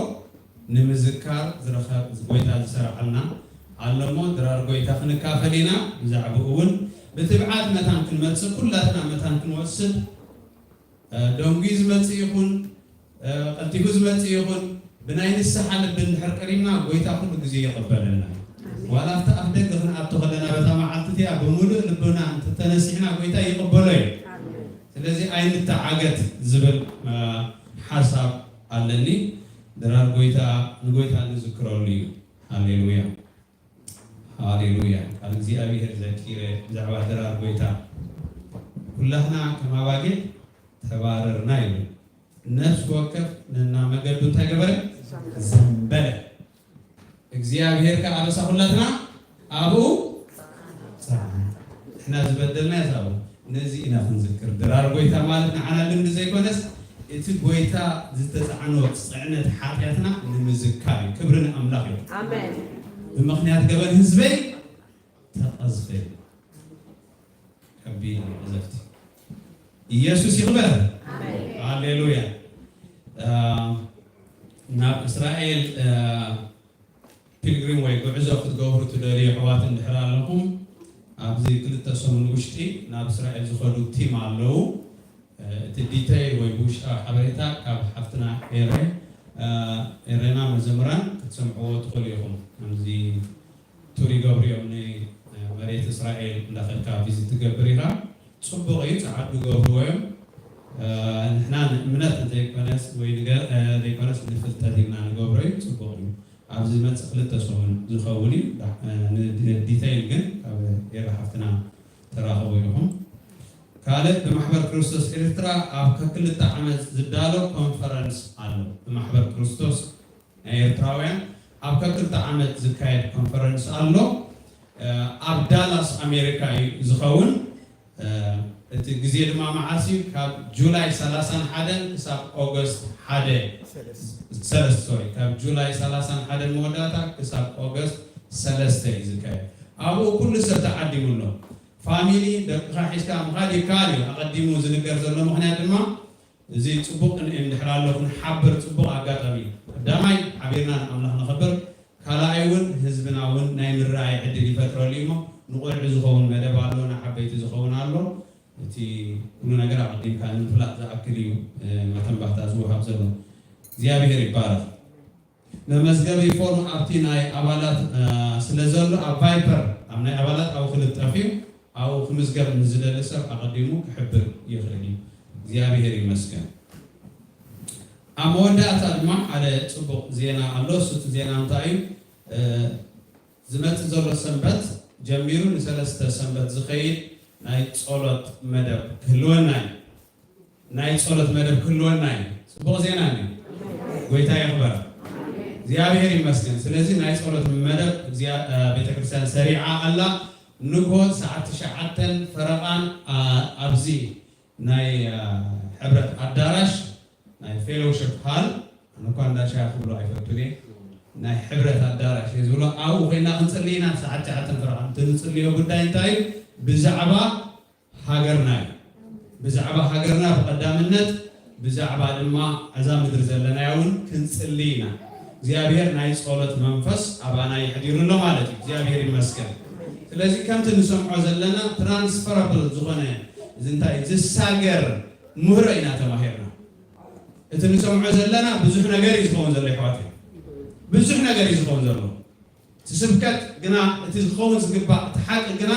ስብከት ብመዘምራን ጀሚሩ ዝበልክዎ እንታይ ገሊኣቶም በፍራስ ይመኑ ገሊኣቶም ከዓ ብሰረገላታቶም ይመኑ ንሕና ግና ብስምካ ብስም እግዚአብሔር እዚኦም ኣፅዋር ኣለዎም እዚኦም ኣፅዋር ኣለዎም ዘይኮነሲ እቲ ሓያል ምሳና ኣሎ ኢልና ብእምነት ክንቀርብ ኢና እቲ ጉዕዞ ናይ እምነት ስለ ዝኾነ ብእምነት ኣብ ቅድሚ እግዚአብሔር ቀሪብና ጎይታ ዝኸውን ዘሎ ትሪኦ ኣለኻ ልዕሊ ኣፍራስን ልዕሊ ሰረገላታትን ንስኻ ብርቱዕ ኣምላኽ ኢኻ ኢልና ብናይ ሕብረት መንፈስ መፂና ንእግዚአብሔር ነገርናን ጉዳይናን ክንህቦ ኢና ቃል እግዚአብሔር እንታይ ይብል ኣብ መዝሙር ዳዊት 34 ከምዚ ይብል ይሕዋት እቲ መስኪን እዚ ኣወየ እግዚአብሔር እውን ሰምዖ ካብ ኩሉ ፀበቡ ድማ ስለዚ እግዚአብሔር እንታይ ይገብር ኣናግሮ ስለዚ እቲ ዝኸውን ዘሎ ዝበሃል ዘሎ ብምጭናቕ ብምሕሳብ እንታይ ብምባል ዝፍታሕ ነገር የለን ብምእዋይ ብናይ ትዕቢት መንፈስ ናይ ዘይኮነሲ እግዚአብሔር ይተሓያል ብዝብል ናይ እግዚአብሔር እምነት ብስም እግዚአብሔር ንስ እግዚአብሔር ክንልሙና ኢና እግዚአብሔር ካ ንሰረገላ እንታይ ይገብሮ ይቀረሳስሙ ንኹይናት እንታይ ይገብሮ ይቀረሳስሙ ስለዚ ንህዝብና ንጎረባብትና ክርብሽ ዝመፅእ ዘሎ ናይ ዲያብሎስ ናይ ውግን ወረውግን ናይ ሞትን ናይ ስቃይን ናይ ስግደትን ናይ ጥፍኣትን ናይ ዕንወትን መንፈስ ንስኻ ብስትንፋስ እግዚአብሔር ክስጎግ ይከኣል ክሰጎ ትኽእል ኢኻ ኢና ናይ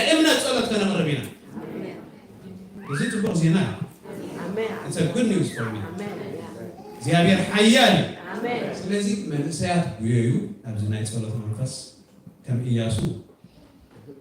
ከም ዮሴፍ ነቲ ህዝቢ ክትመርሕዎ ስለዚህ እስኹም ኣይተዝሕጡ ኣብታ ሰዓትኩም ምፁ እንተ በሊዕኻ ድኻ እንተ ከበላኻ ጉየዩ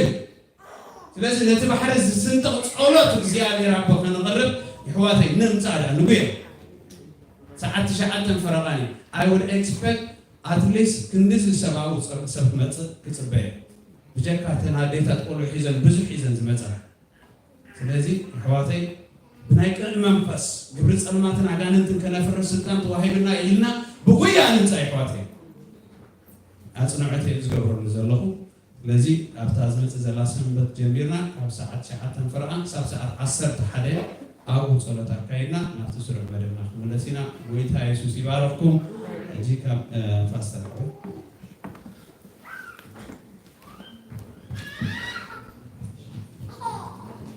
ከመይ ጸኒሕኩም አላህ ዝተመስገነ ይሁን እስኪ ንሓውና ንጎሶም እግዚአብሔር ይባርኩም እንደገና መዘመረን ከእግዚአብሔር ይባርኩም ጽድቅ ነይሮና ክብርና ኣምላኽ ይኹን ብፍላይ እዚ ናይ ዓድና ነገር ንኩላና ኣብ ኣባይትና ኣብ ምምፃእ ምእታውና ጾር ዝኾነና ታነፍስና ምስ ዓድና ዝተተሓሓዘት እያ ናይ ብሓቂ ድሓን ህዝብና ንደሊ ድሓን ምድርና ንደሊ ኢና እሞ ኣብ ኣባይትና ይንፅልን ማለት ኣይኮነን ንፅሊ ኢና ብሓባር ኮይንና ገፅ እግዚኣብሔር ክንደሊ ከለና ከዓ እቲ ኩሉ ዝኽእል ኣምላኽ ፍትሒ ከውፅእ ኣሜን ገለ ነገር ከም ፍቃዱ ተለመና ንሱ ይሰርቀና ስለዚ ተኣኪብና ዝስማዕ ጸሎት ንክጽልይ ማለት እዩ እግዚአብሔር ከሞት ሓንቲ ነፍሲ ባይ ተብሎና ስለዚ እግዚአብሔር ጣልቃ ከኣቱ እግዚአብሔር ውቅና ክዋጋአልና ነዚ ነገር እዚ ብሓደ ልቢ ክንተግድ ጽቡቕ እዩ ምክንያቱ ሓቢርካ ትጽልይ ሓቢርካ ገጽ እግዚአብሔር ክደሊ ከለኻ ሓይሊ ኣለዎ እግዚአብሔር ይመስገን እግዚአብሔር ካኽብየነልና አምላኽ ዝተመስገነ ይኹን ኩላና ካብ ዘለና ይኹን ተስኢና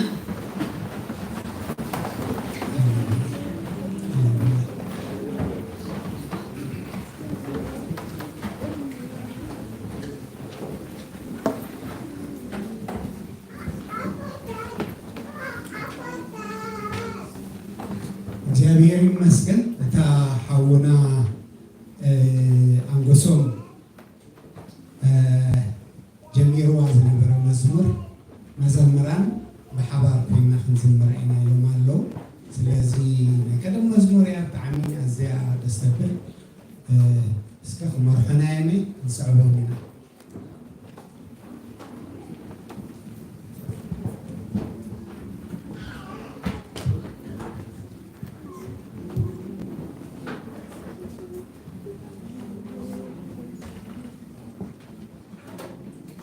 አምላኸይ አምኖዬ ኣብ ኩሉ መዳይ ህይወትና ነዚ ነገር ዝነትቡ ተስፉ ዘይጠልም ዝሃቦ ቃልካ ሸለል ዘይብል ንምፍፃሙ ዝተግህ አምላኽ ይመስገን ማዕበላት ባሕሪ እኳ እንተሓየለ ተበርትዐ ተስፋ ዝሃበ ግን እሙን ይሻገር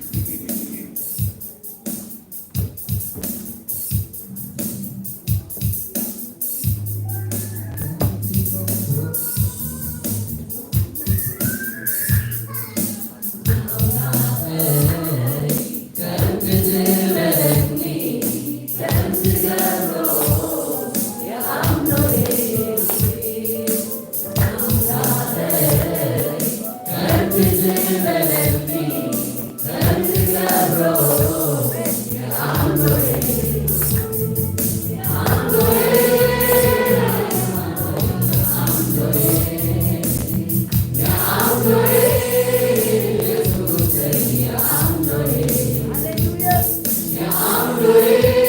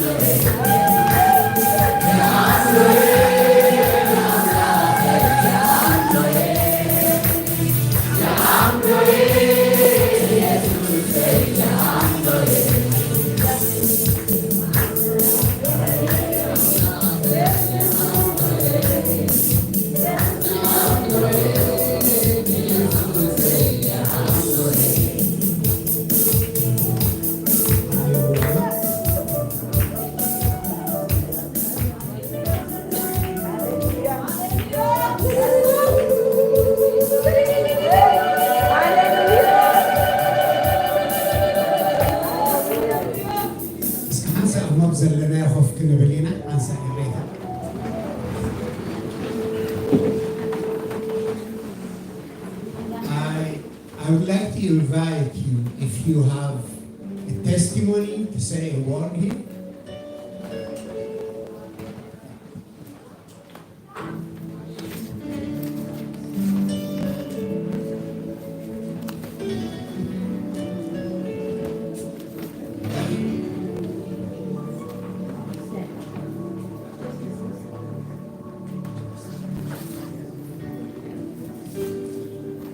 Is Margot Shea, and I just want to thank you for praying for me. I had cancer in my bladder, and it was removed by God. Amen.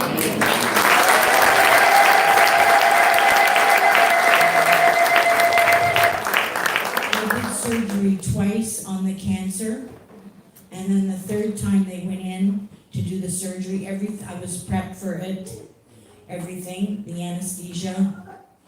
and he found no cancer. Praise the Lord.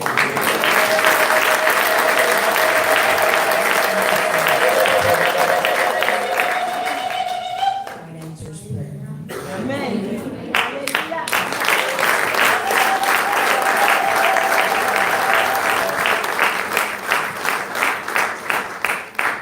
الله ዝተመስገነ ይሁን። አነ ዝከረንን ኣብዚ ክንጽልየላ ብዝኾነ ግን እግዚአብሔር ፈዋሲ ምዃኑ እግዚአብሔር ተበጃዊ ምዃኑ ኢዱ ንምድሓን ሓፃር ከም ዘይኮነ ካንሰር ንዕኡ ከም ካልእ ተራ ነገር ምዃኑ እግዚአብሔር ዝተመስገነ ይሁን። ኩላና ክንተስም ሃሌሉያ እስከነመስግኖን እግዚአብሔር ለሞን ኢዱ ንምድሓን ሓፃር ስለዘይኮነ ለሞን ኢዱ ንምንጋፍ ሓፃር ስለዘይኮነ ለሞን ኣብ ዘለናያ ሓለፋ ማንም ዘለናይ ኩነታት ዝፈልጥ ሽግርና ዘርኢ ጾርና ክንከባለል ዝከኣሎ እቲ ዝተንስአ ጎይታ ኢና ንኣምን።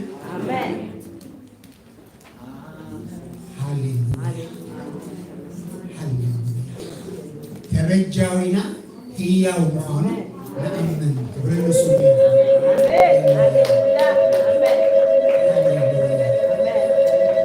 ነዛ ሓብቲ እዚኣ እግዚኣብሔር ካብዚ ነገር እዚ ካብ ተበጀዋ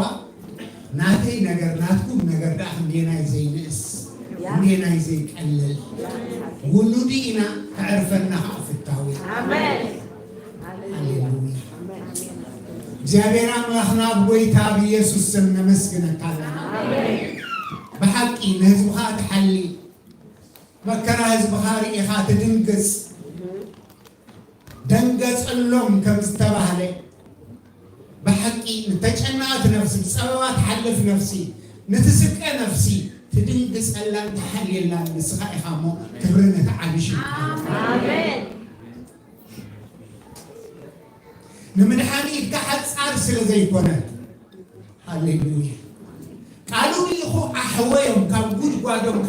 أناقفهم كم استبهلي بقال كاد حوي باسم كاد حوي تعال كل أملاك سلسلونك كبرنا بكال آمين بزا ساعة زي أولك زي أبيه أمم قزبو بأي ويونا مسمر كوينهم زكاتاتهم مدحان كازدي ناتكا ألقام توابي وتم زصبو زنافقو سماي مدرن زملاك أملاكها نعم أزحب كان خولا كان يلنمو بزا ساعة زي أنا خبرها زخون مدحان نخبرها نمدنان شمكا زخون تأمره زي أبيه أبزبها قلت سنسلم آمين جزاء رسخاب زي مسكر زي تحدي كويتا هللويا حجوان هلو مخانكا كتري بزا ساعة زي أنا أبسقاي زلا نفسي أم الدنقار زلا نفسي أبسببا زلا نفسي إذس أنت زخون اللي إنا بلد تسألنا أنت نافق النفسي زياني السخاف الرخبات آمين السخاف تبزحها يسأل بمدحان كتكاوى بلا يسأل الله كاب زلات تخونتات بدا لعلتي إتكافة منزعة يسأل الله آمين مدحانات كام خانون إمان الله آمين زياني كبرنا تعيش آمين نمدرنا ونا أخانا معكم آمين نمدرنا تسفى السخاف آمين زياني إحنا هزب خامة أنك قلبنا نبغى نقنع لنا نع خام أنت مدرنا هزبنا تصفى نقبر لنا زيادة حاول منفس كانت أمدر خدكت زيادة كل مخرجان كل مخرجات سبات كتزرزر كلنا يسأل خرصوص منفس نسخة حلم حساب كم تخدقبر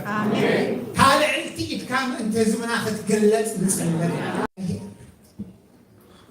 دقيمس هزبنا ومجيرو دقيمس هزبنا متصبنا دقيمس هزبنا عرفي دقيمس هزبنا لمعت كخونا نتسلل آمين نو كله عرفت خخون نتسلل آمين يعني ما يعك منفس كتورث ما يسال منفس كتورث بحق نتسلل لنا مسكورة وقتنا بسلام كنبر ندلل لنا آمين ما يسلام سبا أتنسألنا آمين زازل لنا مدرونا أخانا مع قبال لنا مرحتي أبز مدرينا أخا فرعو عبيت من قستنا أخا ذكروا يعني يركفاء زبالة مسفقات كات سعرر زبالة كوحفو جزاء رسولنا أخا خجزو يعني زامدري أخا حليف كافتوبا مخرط من مسوء عن الكتوبا نتسبل لنا يعني يرسل السماء كامنا نمسجل كبري مسجانا وداسي أخا يخون آمين እግዚአብሔር ይባርክኩም አሜን እግዚአብሔር መንገድኩም ይመድመድ አሜን እግዚአብሔር አብጉዕዘኩም ኩሉ ዓወት ይሃብኩም አሜን እግዚአብሔር አብ ኩሉ ሐሳባትኩም ውጥናትኩም አሳልጦ ይሃብኩም አሜን እግዚአብሔር ከም ሐያል ጅግና አብትወጽኡ አብትኸድዎ ዘበለ مساحتكم يخون آمين صلاتكم تحت أجرهم يقتك آمين እግዚአብሔር ደገ صلاتكم يورثكم آمين እግዚአብሔር هركالكم كم فقدوا يفتصم آمين እግዚአብሔርኩም ጾርኩም ዘበለ በስም ኢየሱስ የንከባለ آمين እግዚአብሔር ከም ሐያል ጅግና ሐጅውን ክሳዕ መወዳእታ ክሳዕቲ ንሱ ዝመደቦ ምዕራፍ يمرحكم آمين እግዚአብሔር ውግእኩም ይዋጋል آمين እግዚአብሔር بيتكم سلام آمين بيتكم سلام آمين ترخبوا كل سلام آمين آمين اسمعوا ودن منفس كل سنة آمين آمين